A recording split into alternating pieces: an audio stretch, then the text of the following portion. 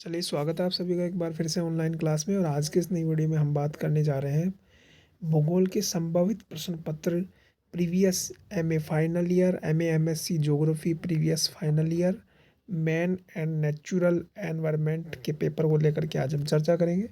तो देखिएगा, MA previous year और फाइनल ईयर में दोनों में सेम पेपर चलता है। ये पेपर किसी यूनिवर्सिटी में फाइनल ईयर में हो सकता है, किसी यूनिवर्सिटी में ये प्रीवियस ईयर में हो सकता है। यदि किसी यूनिवर्सिटी में सेमेस्टर सिस्टम में होगा तो सेमेस्टर 1 में हो सकता है, सेमेस्टर 2 में भी ये पेपर हो सकता है, लेकिन है ज़रूर। तो आप इस बात को छोड़ दीजिएगा कि ये पेपर है या नहीं। पेपर तो संभावित रूप से होगा ही, पर ये हो सकता है प्रीवियस ईयर में हो या फाइनल ईयर में हो, लेकिन है ज़रूर। तो यदि आप मैन एंड नेचुरल एनवायरनमेंट यदि पेपर आपके चलता है तो आप इस पेपर को ज़रूर देख करके जाइएगा, क्योंकि इस पेपर में बहुत ही इंपॉर्टेंट प्रश्न है जो मैंने संभावित एग्ज़ाम 2024 और 25 के लिए बनाए हैं। तो ये आपका भूगोल का पेपर है। एमए एमएससी जो भी स्टूडेंट्स एमए एमएससी या भूगोल से ज्योग्राफी से अगर वह एमए कर रहे हैं तो इस पेपर को ज़रूर देख करके जाइएगा। ये तो वह एमए सेकेंड ईयर में चलता होगा, एमए फाइनल ईयर में चलता होगा किसी के, तो किसी यूनिवर्सिटी में वो एमए प्रीवियस ईयर में चलता होगा। आप अपने सिलेबस के अनुसार इसे देख सकते हैं, ठीक है ना। चलता ज़रूर है ये पेपर। तो हम देखते हैं इस पेपर को। तो सेक्शन ई के एक के प्रश्नों की मैं बात करूँ तो इसमें जो संभावित प्रश्न पत्र हैं उनको आज हम देखेंगे। और निश्चित रूप से इसमें से आपको प्रश्न मैच होंगे एग्जाम के अंदर, तो आप इस पेपर को ज़रूर देख करके जाइएगा। और एग्जाम के बाद में इस पेपर का रिव्यू भी मुझे आप दीजिएगा कि पेपर में से कितने प्रश्न मैच हुए हैं।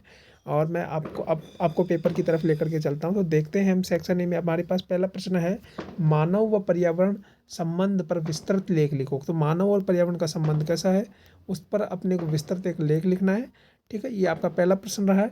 ये बहुत इंपॉर्टेंट प्रश्न है। अगर आप मैन एंड नेचुरल एनवायरनमेंट का पेपर देने जा रहे हो तो ये पहला ही प्रश्न है जो हर साल 2 साल में हर साल रिपीट होता रहता है, ठीक है ना। इसके बाद में हम चलते हैं सेकंड प्रश्न की ओर। सेकंड प्रश्न है, पारिस्थितिकी तंत्र क्या है, इसके प्रकारों पर प्रकाश डालिए। तो आपको बताना है पारिस्थितिक तंत्र क्या है और इसके प्रकार कौन कौन से हैं, उन पर आपको प्रकाश डालना है।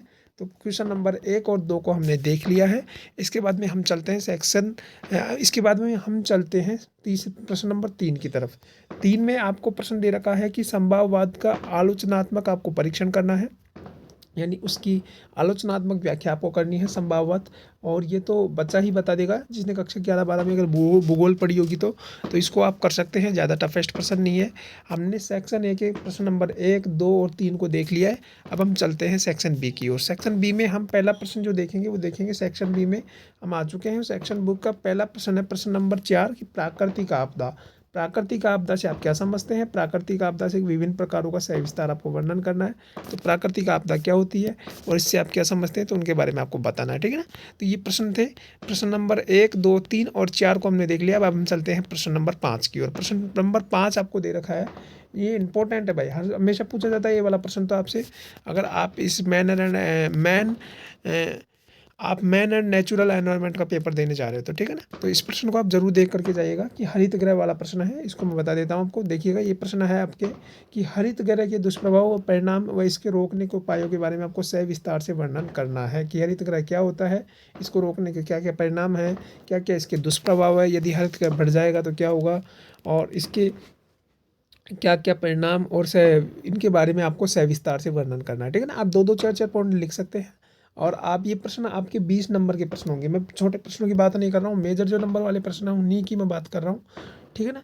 तो इनको आप ज़रूर देख करके जाइएगा और 20 नंबर के हिसाब से आप इसमें आंसर लिखने की कोशिश करें। मैंने कॉपी में आंसर किस टाइप से लिखे हैं उसके बारे में मैंने वीडियो बना दिया है, आप जा कर के प्ले लिस्ट में देख सकते हैं, ठीक है ना।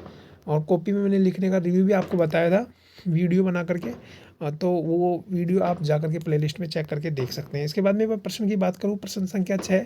अगला प्रश्न है, जैव विविधता को परिभाषित करो, जैव विविधता के प्रकारों व संरक्षण के उपायों का वर्णन करो, ठीक है ना।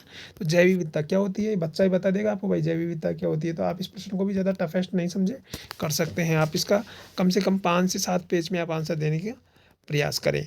इसके बाद में हम अगले प्रश्न पर चलते हैं। अगला प्रश्न है, जल प्रबंधन के बारे में सविस्तार से वर्णन करो। जल प्रबंधन क्या है, जल का प्रबंध कैसे किया जाता है, इसको आप आराम से अपने माइंडली तरीके से कर सकते हैं। ज़्यादा टफेस्ट प्रश्न ये नहीं है। इसके बाद में मुझे जो इंपॉर्टेंट लगे, मैंने कुछ तीन तीन आपको टिप्पणी भी दी है, क्योंकि ये टिप्पणी मैंने टिप्पणी टाइप में इसलिए दिए हैं क्योंकि मुझे थोड़े इंपॉर्टेंट लगे, तो मैंने इनको भी आपको बताने का प्रयास किया है। तो ये पहला प्रश्न आपके टिप्पणी में है, पर्यावरणीय शिक्षा, मरुस्थलीकरण और वायु प्रदूषण, इन तीनों को भी आप देख करके जाइएगा। इस प्रकार से ये आपका पेपर था। ये पेपर मैं टेलीग्राम पर उपलब्ध करा दूंगा, वहाँ से जा करके आप डाउनलोड करके इसे देख लीजिएगा और लिख लीजिएगा। और एग्ज़ाम 2024-25 के लिए निश्चित रूप से आप इस पेपर को पढ़ करके जाइएगा। तो जब तक के लिए मुझे दीजिए इजाज़त। नमस्कार।